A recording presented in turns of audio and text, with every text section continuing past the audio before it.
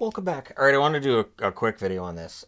First off, the channel passed 26,000 subscribers today. Thank you, each and every one of you. You know what's interesting is, at around those numbers, that's where with the hockey channel, I realized that I could, think about doing YouTube full time. So it's kind of insane that this channel now is where that one was, 5 years ago? But I think there's a lot of potential. Now, I want to talk about something different today because it may seem like, well, why would he watch that? So I've talked about other dating shows, right? And Too Hot to Handle was one that initially I looked at and I'm like, that looks really sleazy. I can't. And I kind of dabbled in the first season and I lost interest. I was like, I can't. This is just silliness. So I will say this though. I did watch season 4 of the US UK one, which I want to talk about. I want to talk about the German one as well. I watched the first season, and to this point, only season of the German one, and we have started season 1 of the Brazilian version. What's interesting to me is how completely different the casts are. Like in each case, you're looking at people that are ridiculously good looking. That's part and parcel of the storyline. That these are people who are ridiculously good looking, and if you haven't watched Too Hot to Handle, they're not allowed to touch each other. That's basically, I mean, you can cuddle, you can hug, but kissing and anything beyond kissing is forbidden, or else you lose money. So the UK one, the US UK one, it's been, I think it started out as 100,000, and I think the most recent season was 200,000. The German one was might have been 250. I think it was 200,000 euro. And then the Brazilian one, it is 500,000 real, which is the Brazilian version. And I looked it up. 500,000 real is basically equivalent to $100,000 US. So, like, kissing is $6,000. That kind of thing. A kiss is 6,000. So you make it good. I always think it's funny when people like barely kiss and it's $6,000 and then they just, look like they want to like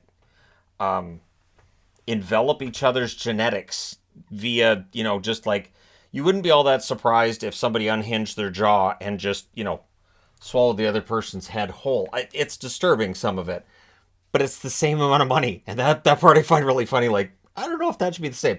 The other thing is the rules are different between each season. So, for instance, there's skinny dipping here, no penalty. When skinny dipping or showering together happens here, no penalty. Here, there was, I do believe, depending on how that was seen by, and they have this, there's no host. The host is this, it's like an Alexa, but it's called Lana. So, it's just basically, it's the same kind of thing. But you can tell there's an actual person on the other end, that it's programmed to say things, but there's an actual person watching and doing the speaking. And it's interesting, too, because after the first season, and once people know what Too Hot to Handle is, they don't volunteer for it, so they get told that they're on a different show, and then they find out they're actually on Too Hot to Handle. Like the German one, even though it's only the first season, they were told they were on something completely different. Now, what's interesting is I think on the US UK version, they give them 6 hours. 6 hours, they bring all these people in, all in bikinis. They're all very good looking. It's a tropical location.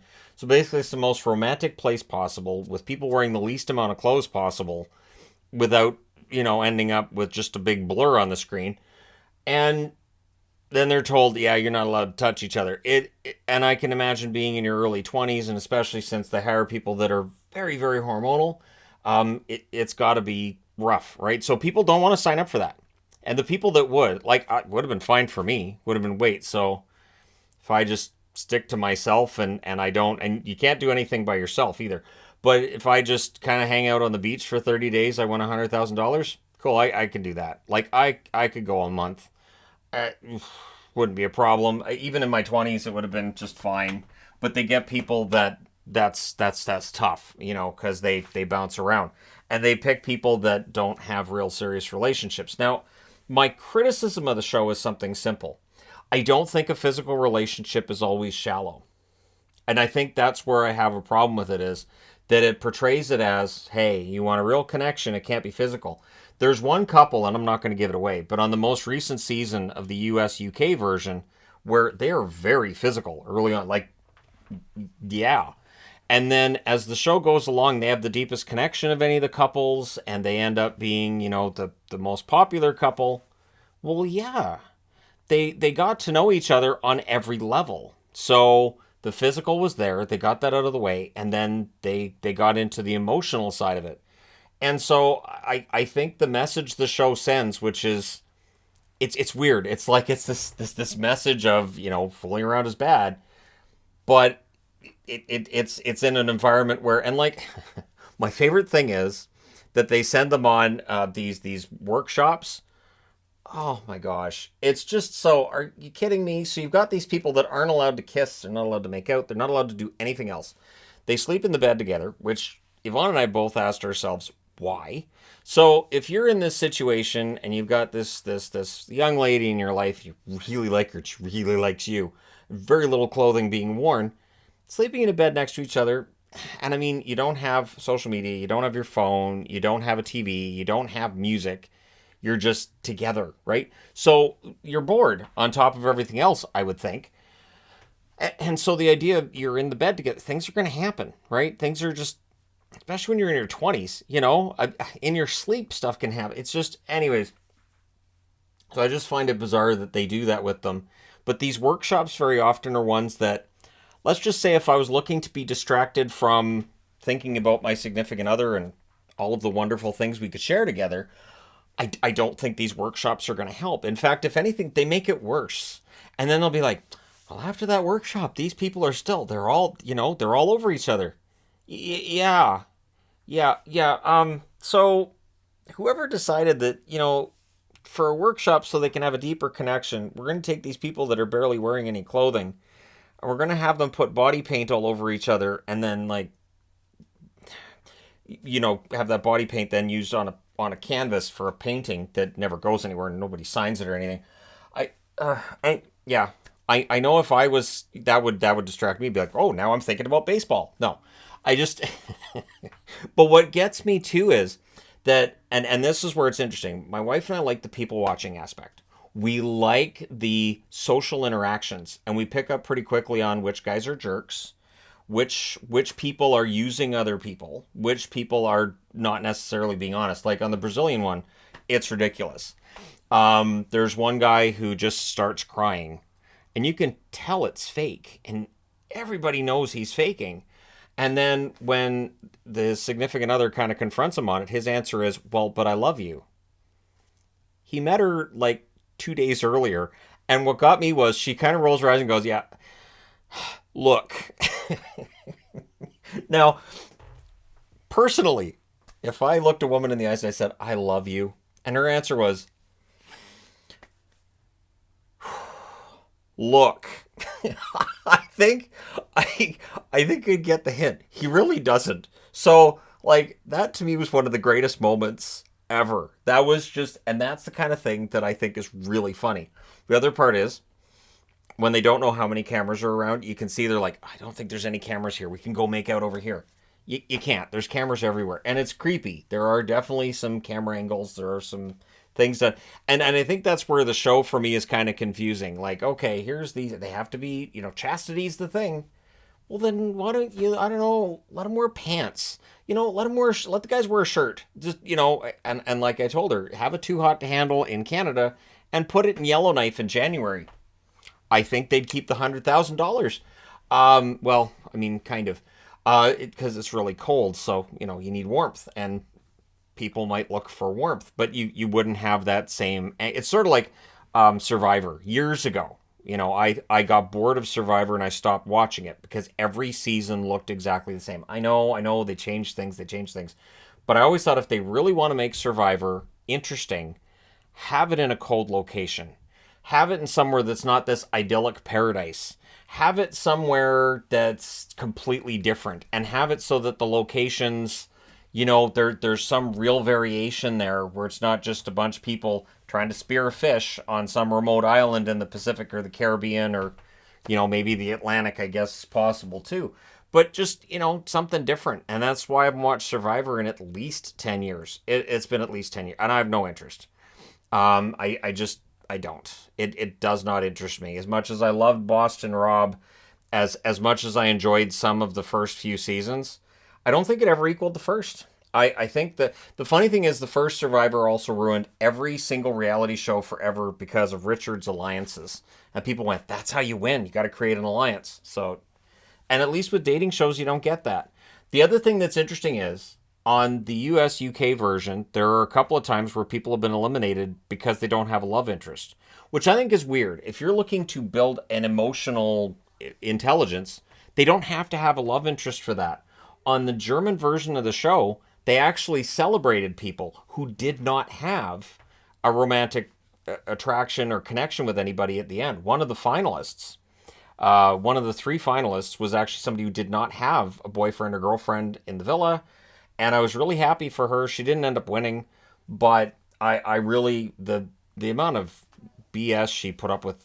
Anyways, and it's one of those things where you're watching, you're like, oh, she's gonna fall for it, isn't she? Oh, this is too bad. This is a shame. I've seen articles too talking about, well, we think it's staged because, and it's usually because of something stupid somebody does or because people are lying. I think they're so stuck in it. They like there's one guy who's leading on two different women on the US UK version, and he just can't be honest about it. He likes both. And he knows that if he tells the first girl about the second or the second girl about the first that he's really interested in the other girl, that they'll stop talking to him and he's done. So he just keeps stringing them along, and eventually, he's called out on it, and he keeps lying because he can't. He's like, "Ah, I know the jig is up, but I have to commit to this lie," and so he ends up getting eliminated. And I've seen that cited as, well, see, nobody'd be that stupid. Yeah, yeah, they can. They absolutely people can be that dumb. So again, once you get past all of the stuff, I will say I thought that the German cast on the season they had with the German, I thought they had the best conversations, the most honest conversations, comparatively speaking, with the US UK, where you can see people having conversations. And then when they have the private moments, where they go talk in the studio, they're saying something completely different. Like, well, I knew she was lying, but whatever. On the German show, they don't get away with that. And on the Brazilian one, we're only 3 episodes in. They fight over everything. It is insane. There's no filter.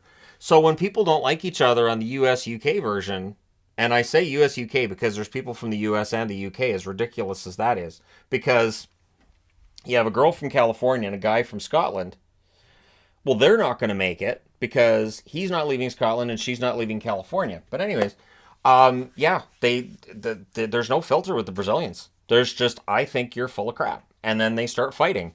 And then the next scene comes up and somebody else is fighting. And then somebody else is fighting. And then somebody else. And I'm just absolutely floored at it because it's so different. The other thing that's different, I think they get 6 hours before the band goes in here. So they don't tell them what show they're on. They're allowed to go make out, do whatever you want.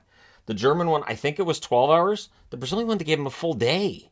They gave them, like, people do a lot. And they did a lot that first day. There was a lot going on where I was like, this is mean, because now you've given them a day where they can just debauchery central, and then you tell them, by the way, now you have to stop. And that's all done now. On the US UK version, they just give them the 6 hours, and I think that's fine. I think that's absolutely fine. 6 hours, people aren't going to get too out of control. But with the Brazilians, they don't have a filter, so it's just, you're kind of cute. I think you're kind of cute too. So did you want to go behind a tree? Sure. And it's just like it's just they met. And I mean, watching it, I'm like, did they meet like 5 minutes ago? This is insane. And I always say, watching these shows, none of this ever happened when I was young. If any of those kinds of parties were going on when I was young, and I find out about it even now, I'm not going to be happy, because I mean, that's kind of rude, if you ask me. But yeah, it's an interesting premise.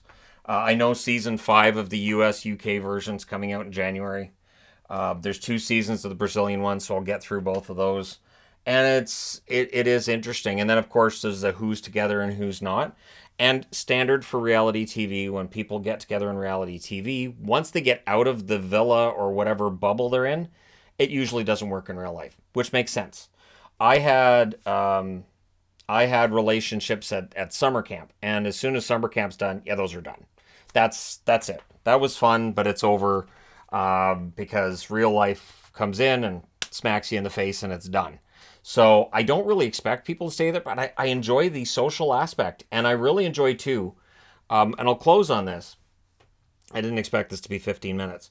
But what I like is that when they start out, they're like, I like him, and I like him, and I like him. And with the German and the Brazilians, is also, I like him, and I like her, and I like him. Because most of the girls are like, yeah, I think she's pretty. Yeah, sure. And I think that aspect of it is really interesting. That, yes, you could have potentially two women being together. But it is interesting to see the differences. It is interesting to see that as the show goes along, people get very attached. So in the beginning, that first day, it might be, oh, I like them and I like them. And then by day 4, day 5, it's, I'm with this person and they're not allowed to talk to anybody else. And we're together. Really fascinating. Really, really fascinating how quickly people will just glom on and say, that's my person, that's it. We've seen that with Bachelor Canada, which we've been watching too. So, and we've also started Farming for Love because the dating shows are fun. And Farming for Love, one of the contestants, if you want to call it that, one of the farmers on there is from Abbotsford, where I am. So we know that farm. We've been past it many, many times. If you've gone to various the hay mazes and all that in Abbotsford, you've probably gone to that farm. So, um, yeah, or corn maze. Corn maze is the term I was looking for. So yeah, it's fascinating. It's really, really fascinating to watch. But yeah, so there you go. Thank you guys so much for watching. I know this is very unconventional for something to do at a milestone, but I did a milestone video at 25,000, and I felt like I don't need to do one at every 1,000. But I wanted to talk about this. Just don't tell my wife, because she said wait until we're done the first season of the Brazilian show before you talk about it. So just don't tell her I talked about it. Just play dumb. Ninja dust and run. All right.